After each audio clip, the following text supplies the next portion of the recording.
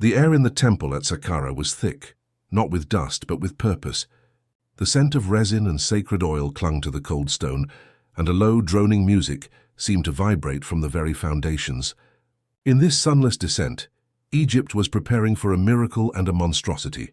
They were going to transform a child into a god. This was the coronation of Pepi II, a boy who ascended the throne so young it was said he needed a nurse to help him hold the scepter. The priests, their heads shaved, recited formulas that were not mere words but keys to a divine lock. Their goal was absolute: to sever the sovereign from the human, to place him on the far shore where only symbols lived. But there is an invisible line on that shore, a point where allegory ceases to be a metaphor and begins to dictate reality. When crossed too soon, the ritual ceases to be a ceremony and becomes a mold, shaping a soul that never had the chance to form itself. The procession began at dawn, the temple gates opening like a heavy eyelid. Behind them lay a space where time functioned differently. The past was a tool to be wielded, the future a debt to be collected. Before the breathless dignitaries, the child was presented to the entire nation, though only a chosen few could actually see him. Every gesture was calculated, choreographed to sculpt an identity that admitted no doubt. Anthropology calls these moments rites of passage, a symbolic death and a social rebirth. But in the politics of the sacred, this passage does not lead to adulthood. It leads to exception. The Egyptian crown did not merely legitimize, it reordered reality. From this day forward, the word of the crowned child would define what was permissible. And yet, beneath the weight of this new title beat the mind of a child still forming. Modern neuroscience would suggest the circuits for empathy, for regulation, for understanding limits were still weaving themselves into being. What happens when an entire society decides the imagination of a single developing individual is law? What blossoms when a child's speculation is backed by priesthoods, armies, and granaries? The ritual began with a pedagogy of awe. It was not about impressing through caprice, but about inscribing upon the body the very grammar of power. The consecrated bull, the fields, the metals, everything was a message.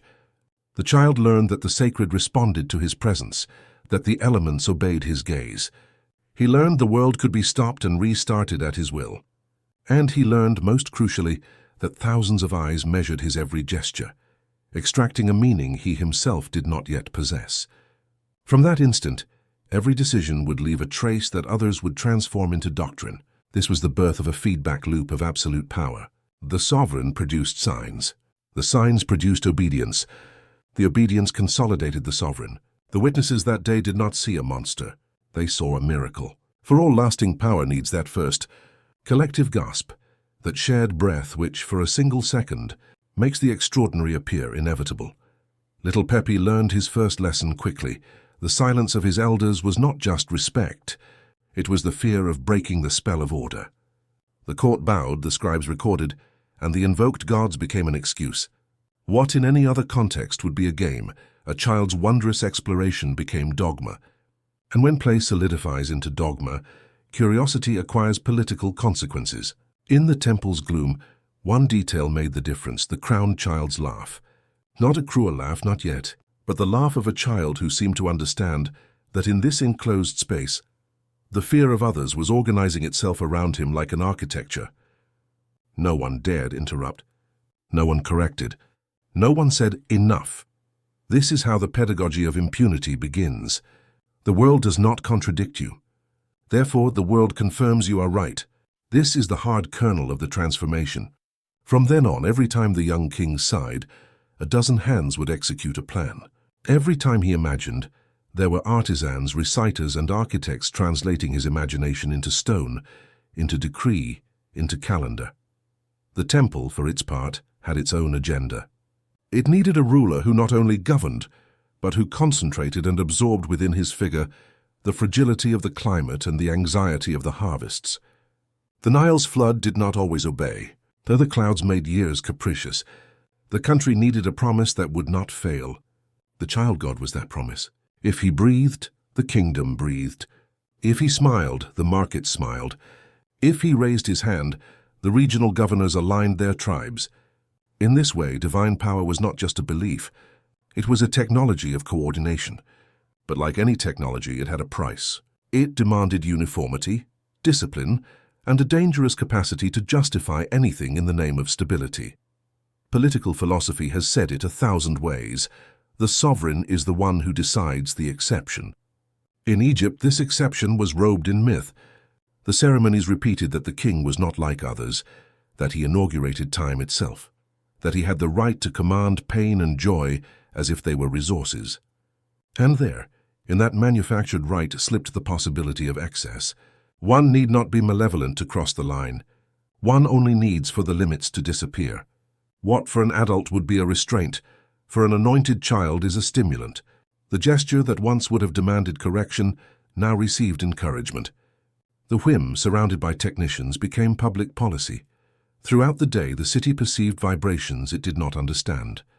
The squares filled with water cellars. Workshops polished pieces for a cult they would never see. The peasants commented with a distant respect. An atmosphere of contained celebration coexisted with a deep foreboding. For every coronation sows two seeds, that of belonging.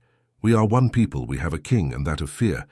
Everything depends on what this king learns about himself. And Pepi, meanwhile, absorbed every applause as a metaphysical confirmation. The throne room, larger than his footsteps, taught him another lesson. To fill this space, he would have to find an inner rhythm that no one would ever impose upon him. At dusk, when the incense could no longer mask the smell of oil and sweat, the public part ended, and the long silence of his formation began. Priests and tutors laid out a curriculum where religion, law, and the pleasure of control were fused. They were not educating him to doubt. They were educating him to decide. They were not preparing him to listen. They were preparing him to receive reports. And yet a fissure remained, the human part that always insists. Sometimes it manifested as a hesitation, a question, a gesture of compassion. Other times by a flash in the eyes that disconcerted those around him. That flash, if left unchecked by reality, would seek increasingly intense scenarios just to feel alive. This is the gilded trap of long-reigning kings. Thus opened an era where a symbol could warp the economy, entangle diplomacy, and rewrite everyday morality. The festival was over, but the experiment had just begun. A child had been proclaimed an exception, and the country, transformed into a laboratory, would learn too late that no society emerges unscathed when it mistakes the sacred for the limitless. What began as an innocent laugh in a temple ended with the certainty that everything was permitted. This certainty became the engine for practices so extreme that centuries later, scribes preferred to erase them from the records, and modern archaeologists fear to confirm them entirely. In the corridors of the Memphis Palace, where white marble reflected the torchlight, an unprecedented machinery was slowly put in place. It was not an army, nor a market, nor a temple. It was an entire administration devoted to satisfying the pharaoh's every whim. It was given solemn titles, wrapped in language that obscured what it truly was, a supply network for the will of a single man. Fragmentary documents that survived speak of a bureau of royal diversions and a council of extraordinary rights. Behind these words lay a system that regulated everything, from the transport of exotic animals to the assignment of scribes tasked with recording every order. This was Pepi II's great discovery. He did not need to justify what he asked for. He only needed to invent a sacred nomenclature. What would have been a crime in any village became a liturgy when it was dressed in ritual and written in hieroglyphs.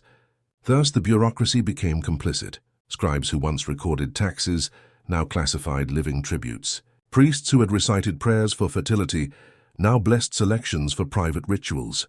The same mechanism that had made an empire the artery of Egypt was now used to feed the voracity of a single throne. It was not merely about obedience, it was about survival. Every official understood that his career, even his life, depended on his enthusiasm for these tasks.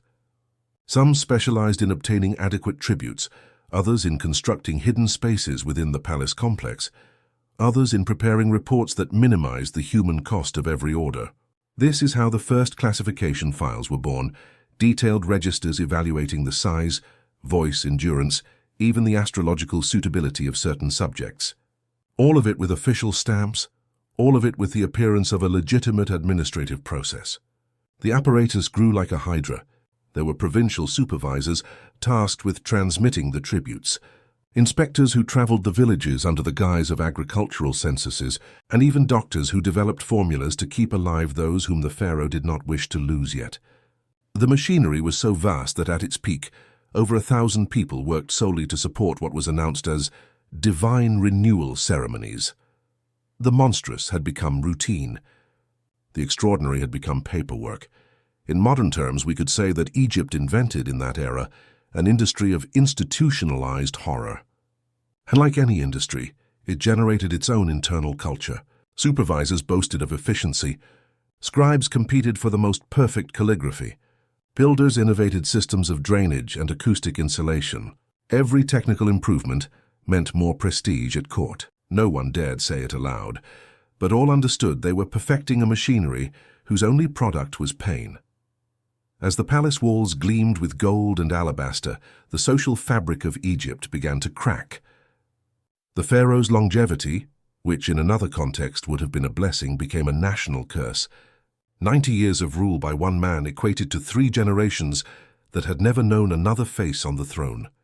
This continuity, which should have guaranteed stability, instead suffocated all renewal. The regional governors, the nomarchs, began to accumulate power in secret, aware that the central court was more interested in private rituals than the nation's welfare. Funerary archives reveal a disturbing data point. Entire villages recorded fewer male births. This was not a biological mutation, but a void provoked by the constant extraction of young men to serve the pharaoh's designs. The result was a deformed demographic pyramid, an abundance of the elderly and of women, a shortage of young men. Society was losing its fundamental balance. The country was aging at a forced march, as if it had lost its own future. The most devastating symbol of this systemic decay was honey. As climate change led to less predictable Nile floods and droughts repeated, Egypt found itself with less grain to feed its people. In this critical context, Pharaoh Pepi II decided to redirect enormous resources, not to canals or granaries, but to a substance that symbolized sweetness and abundance: honey. Thousands of hives were installed, not to sweeten bread or to trade with Phoenicia, but to sustain the private rituals of the sovereign. Honey became a currency of power, a commodity as coveted in the palace as gold. Villages quickly understood the price of this transformation. Fields that should have been sown with wheat were filled with flowers for bees. Farmers expert in irrigating cereals had to learn beekeeping. Taxes were measured not only in sacks of grain but in jars of honey. It is estimated that in the last 20 years of his reign, more honey was produced than in the previous 100. But the sweetness of this record was translated into popular bitterness. Entire families starved, while caravans laden with golden jars disappeared behind the walls of Memphis. The economy, forced to obey the will of one man, grew fragile. The irony was devastating. The country that had fed neighboring empires, that had been called the granary of the ancient world, now suffered shortages by internal decision. The fields bloomed, yes, but in a sterile way. Poppies and lilies could not become bread. The bees buzzed in prosperous hives while children cried from hunger. The beauty of the flowering landscape was a mask that hid the misery in the villages. Thus, honey became not just the symbol of a corrupted reign. It became a metaphor for deception, the gilded disguise of a disaster. In the end, the story of Pepi II is not a distant tale of a strange Egypt. It is a reminder that unlimited power never truly dies. It hides, mutates, and reappears in new faces. The lesson is bitter but necessary. No empire, no society is safe from manufacturing its own monster if it forgets to place limits. The voids found in common graves, the silences in the records, the truncated songs, they all warn us that eternity does not belong to the pharaoh, but to the scars he leaves. Pepi believed himself an immortal god. He ended up becoming the epitaph of the Old Kingdom. His collapsed pyramid is the true monument to the fragility of all power without restraint. What is the most terrifying price a civilization can pay for a god-king? Let us know in the comments below. And if you believe that the darkest lessons of the past must never be abandoned, subscribe to Abandoned Historians, because history's warnings are always waiting to be heard.